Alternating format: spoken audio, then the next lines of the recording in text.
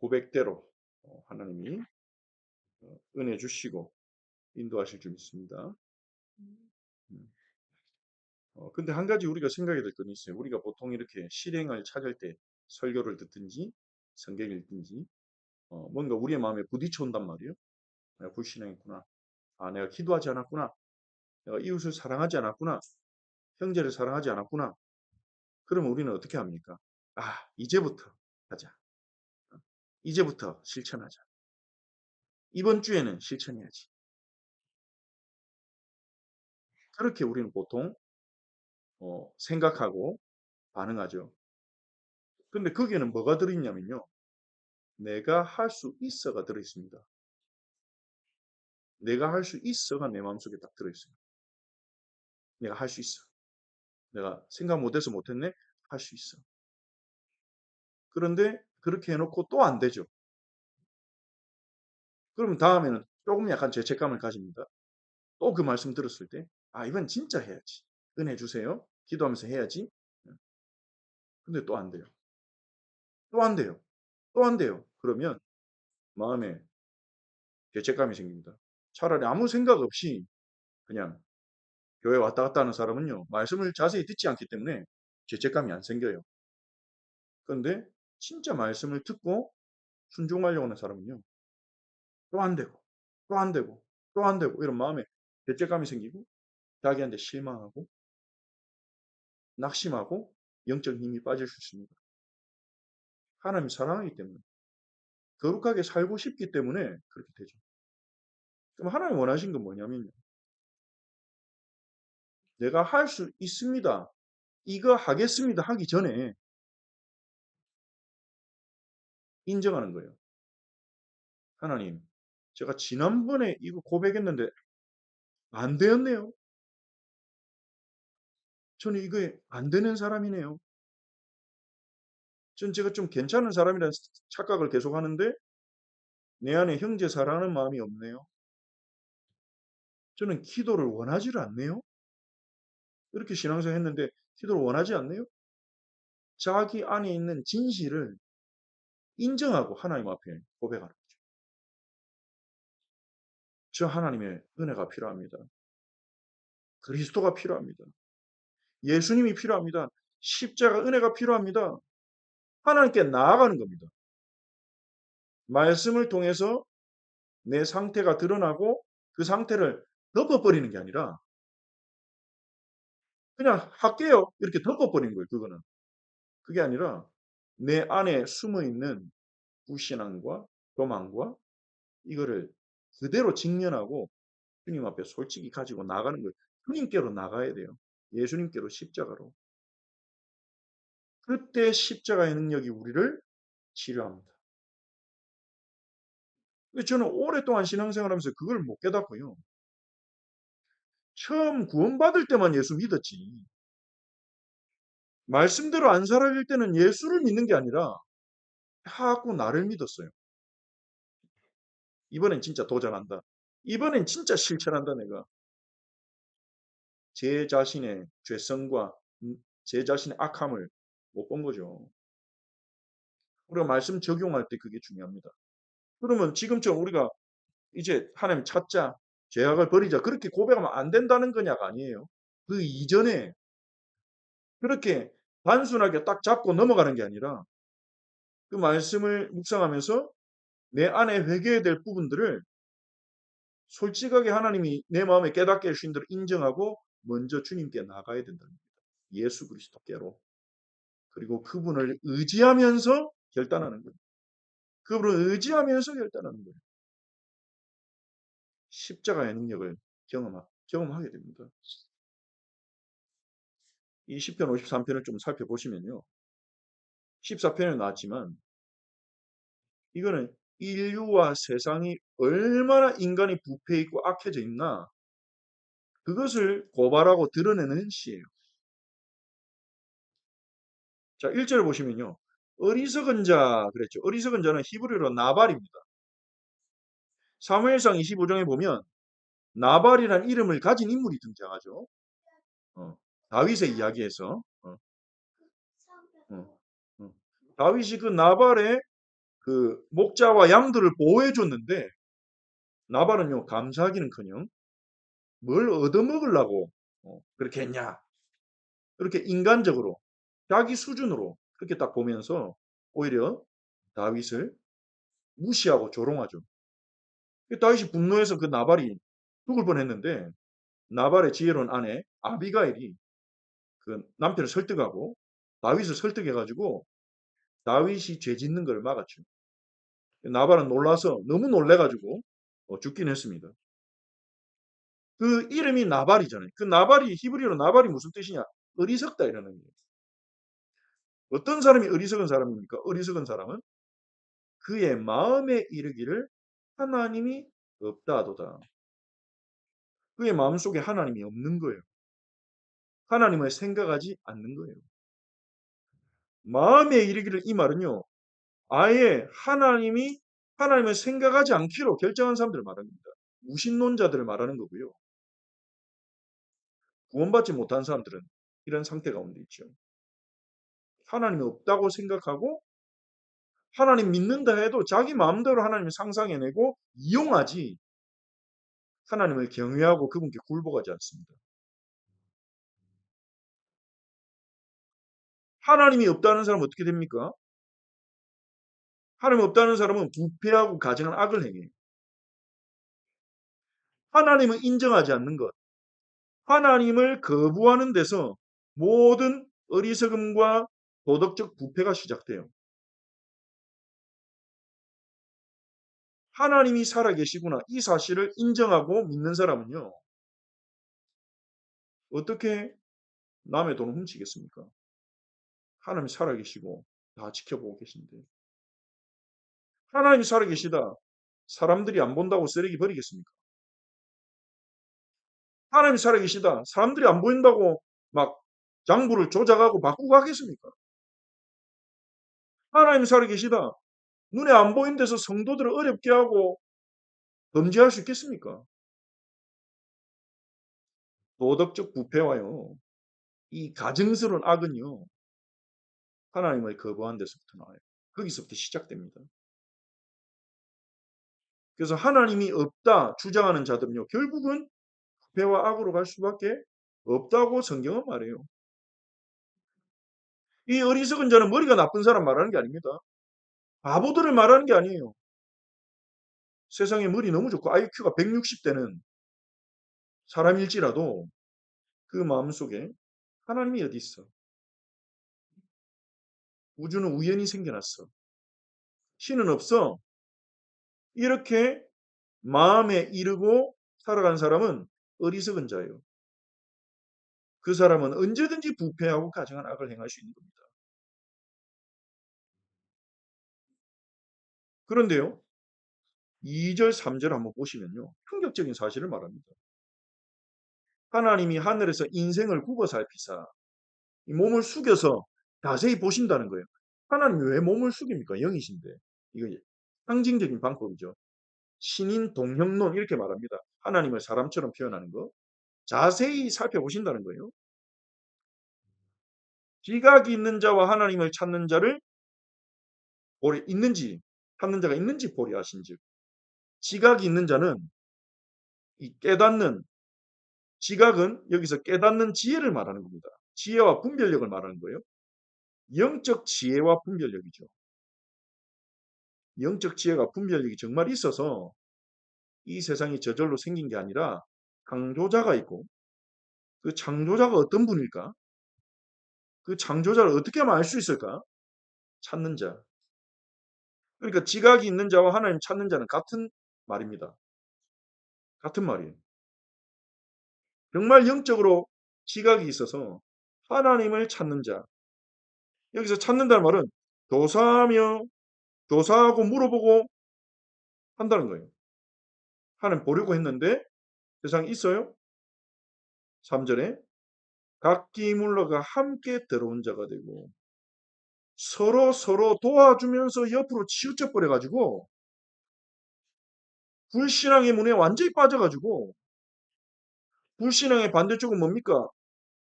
불신앙 반대쪽이 아니라 불신앙과 모양은 다른데 본질은 같은 게 다신론이에요. 무신론이랑 다신론은 같아요. 참된 하나님을 찾지 않아요.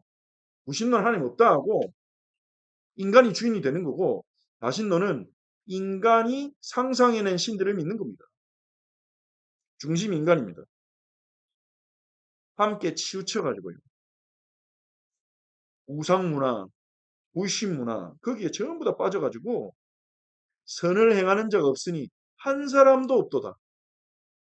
한 사람도 없다는 거예요. 그게 하나님의 결론입니다. 아니 이 시편의 저자는 하나님 찾고 있지 않습니까? 하나님이 은혜 주셔서 여기서 벗어난 거예요. 하나님은 은혜 주셔서 하나님과 언약 맺고 벗어난 거예요. 이 세상엔요, 스스로 지각이 있어서 하나님 찾는 자가 한 사람도 없습니다. 머리가 좋든 나쁘든 돈이 많든 적든 어리석은 자가 돼요. 그런 가운데 하나님 우리 은혜 주셔서 예수님 믿고 구원하셨잖아요. 근데 구원받았음에도 불구하고 우리는요, 다시 또 나발이 돼요. 다시 어리석은 자가 돼요. 그래서 하나님 은혜로 우리는 의지적으로 하나님 믿기로 선택했어요. 그런데 문제 앞에서, 나의 연약함 앞에서, 실패 앞에서, 환경과 상황 앞에서 하나님이 없는 것처럼 또 행동해요. 하나님이 없는 것처럼 두려워하고, 하나님이 없는 것처럼 불안해하고, 하나님이 없는 것처럼 외로워하고, 하나님이 없는 것처럼 덜덜 떨어요. 그러니까 거기서 부패한 행동이 또 나와요. 말씀이 아닌 다른 방법을 찾아야 돼요. 말씀이 아닌 나를 채워줄 뭔가를 찾아야 돼요. 예전으로 돌아갑니다. 보통 사람은. 하나님 믿기 전에 예전에 의지하던 방식으로 돌아가요. 술 의지하던 사람 술로 돌아가고, 돈 의지하는 사람 돈으로 돌아가고,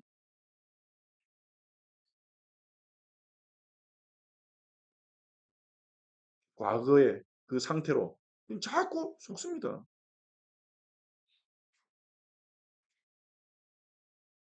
그러니까 우리가 얼마나 은혜가 필요합니다.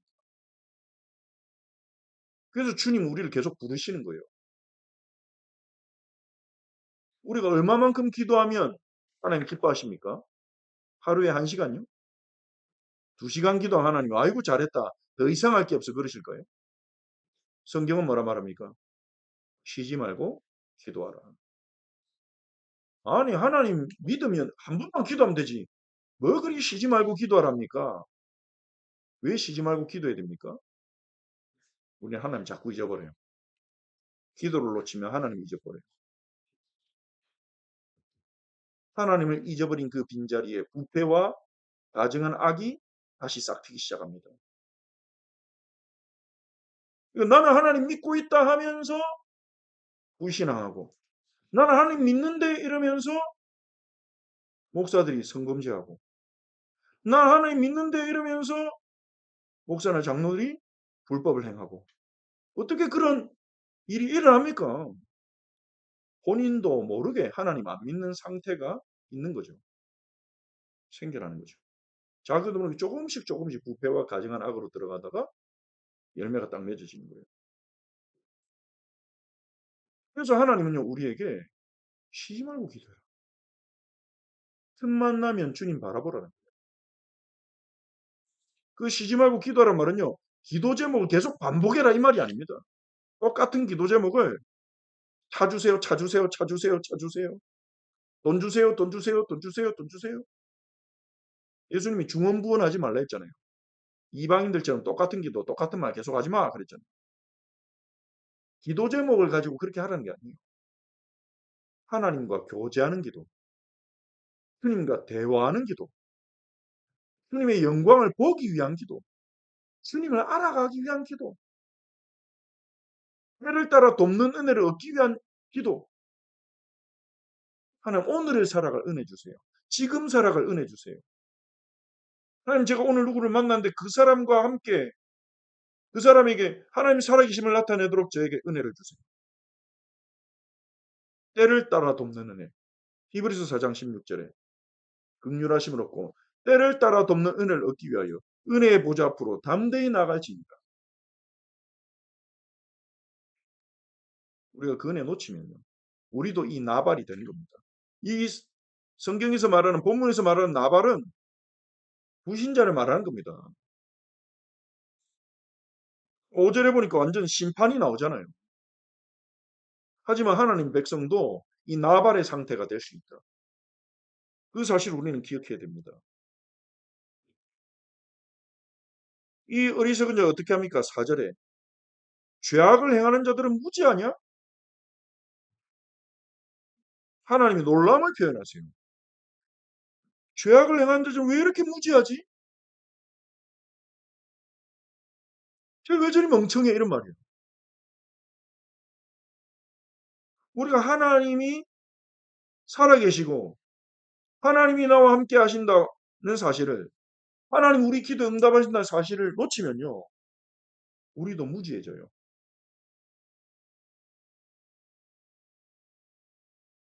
이 악인들은요. 어떻게 무지합니까? 떡 먹듯이 내 백성을 먹으면서, 떡이 아니라 빵이죠. 원래는. 떡이 없었으니까 이스라엘은. 빵 먹듯이. 빵 먹는 게 어렵습니까? 쉽죠? 너무 자연스럽게 깊게 하나님의 백성을 핍박한다는 거예요. 이 어리석은 자들이. 하나님 백성을 조롱하기로 하고 핍박하기도 하고, 이 성경에 보면 교회사에 보면요. 하나님 백성을 핍박하는 세력은 항상 있었습니다. 이방인이든지 심지어 같은 이스라엘 안에도 박해한 자가 있었어요. 예수님도 유대인들에 의해서 고발당하고 버림받으셨죠. 떡 먹듯이 내 백성을 먹으면서 그들 뒤에 그들의 주인이, 그들의 하나님이 계신 줄 모르고 하나님의 백성을 두려워하지 않고 하나님의 백성을 우습게 여기고 막 그들을 짓밟고 괴롭히고 조롱하고 비난하고, 그렇게 하면서 하나님을 부르지도 않고, 여기서 부르지 않단 말은 찾지 않아요. 너무 무지한 거예요. 하나님 보시고. 어떻게 이렇게 멍청하지?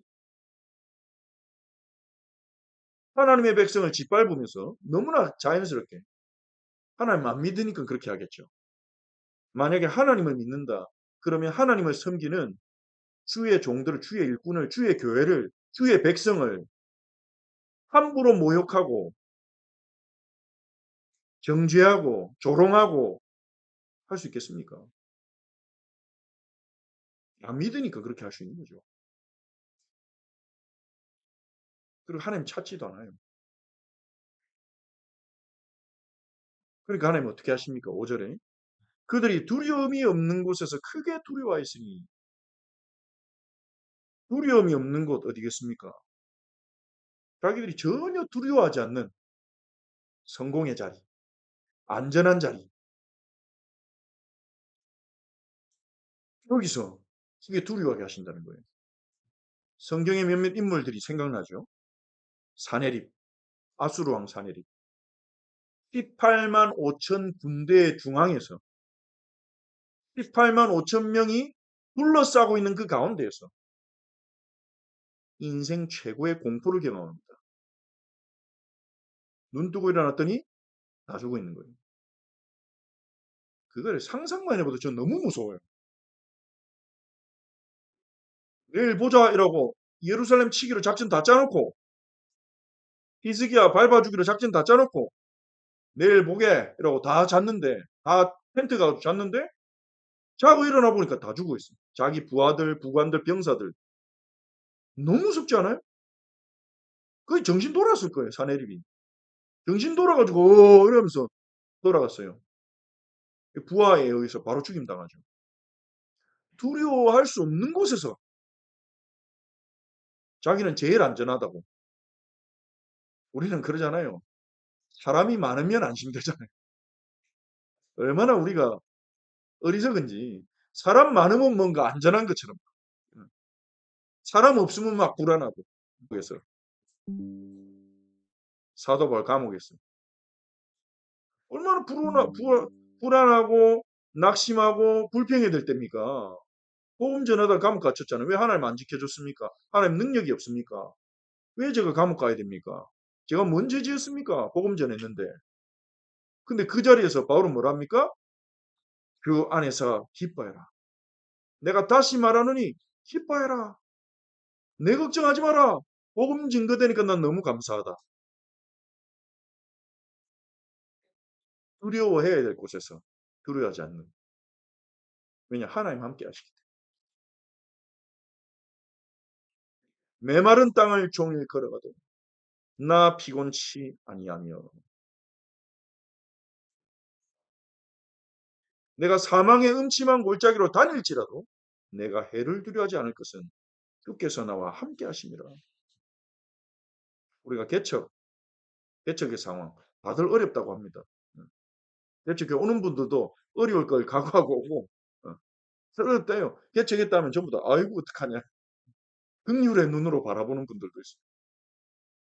근데요. 맞는 말인데 그럼 큰 교회 있으면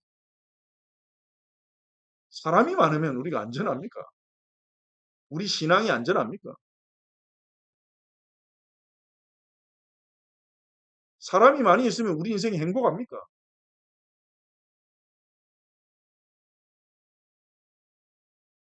나를 따라오고 내 말에 은혜 받고 이런 사람들이 많으면 행복합니까?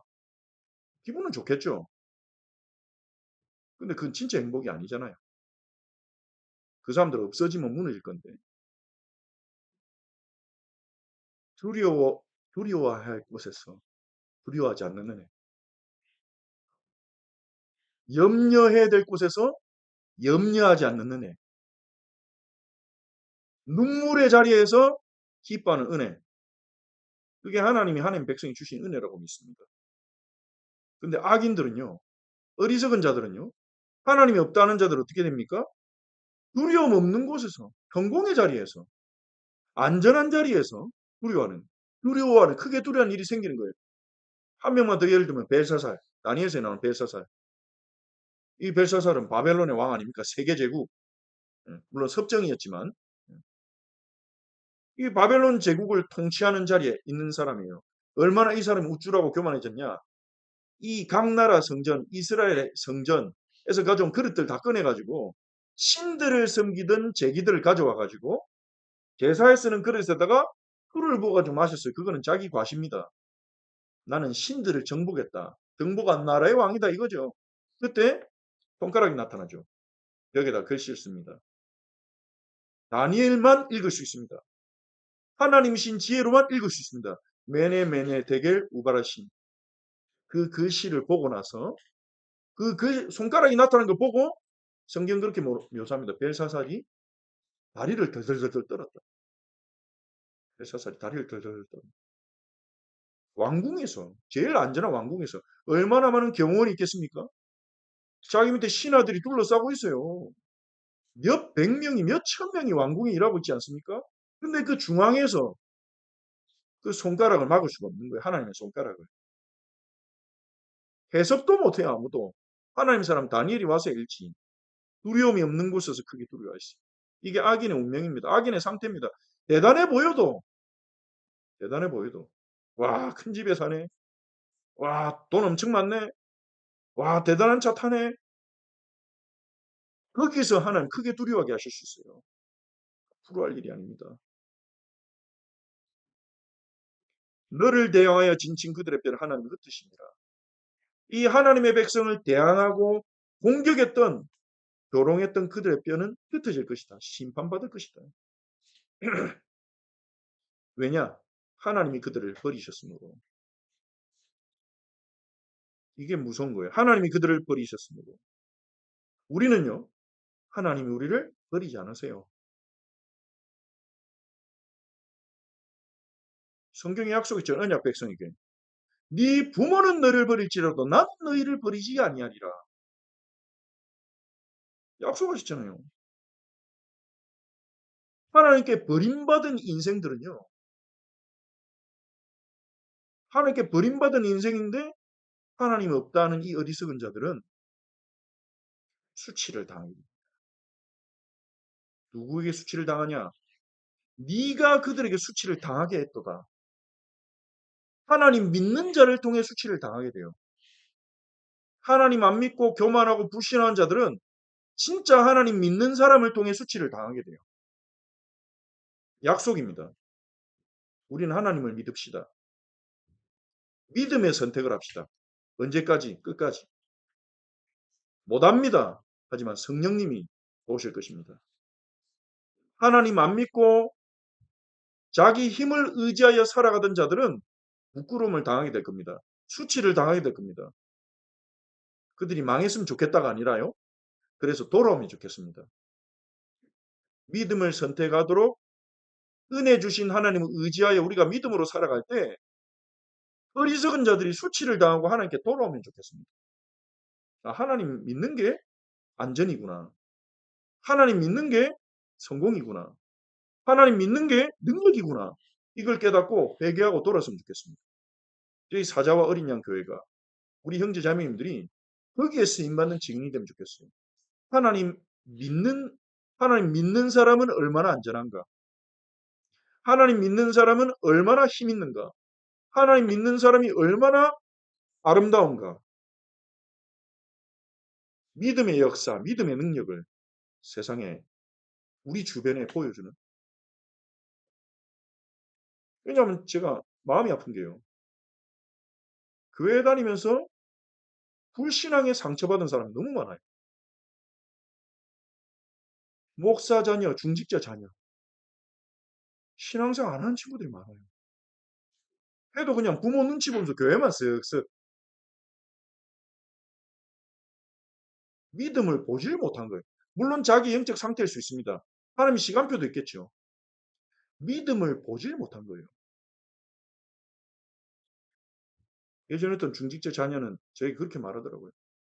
우리 어머니를 보니까 복음이 능력인 줄 나는 모르겠다. 그렇게 교회를 열심히 가고 그렇게 예수를 믿어도 자기 볼 때는 그대로라는 거예요. 염려 많고 불신앙 많고 너무 마음이 아팠어요. 물론 그 친구 말만 가지고 판단할 수는 없겠죠. 그분의 신앙을, 그 부모님의 신앙을. 근데 그 말을 듣고 너무 마음이 아팠어요. 복음의 능력을 보지를 못했군요. 자기는 본 적이 없대요.